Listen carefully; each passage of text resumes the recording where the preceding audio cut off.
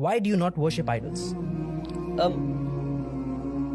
Just a second. Can I just take 15 second? I am showing you an image. I have your picture on my phone right now. Okay. Whose picture do I have on my phone right now? My. Adil's picture on my phone right now. Yes. So I'm going to first show this picture on camera, Okay. and then I'm going to show the picture to you. Okay. So this is Adil. This is Adil Ahmed. That's you, Adil? Is that you?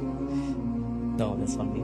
Do you feel happy at looking at this picture, or do you feel humiliated? Do you feel offended? Well, I felt offended because, of course, that is not me. That's course. why I felt offended. That's not my me. answer. How do you know the idol that you're worshipping, God looks like that? How do you know it?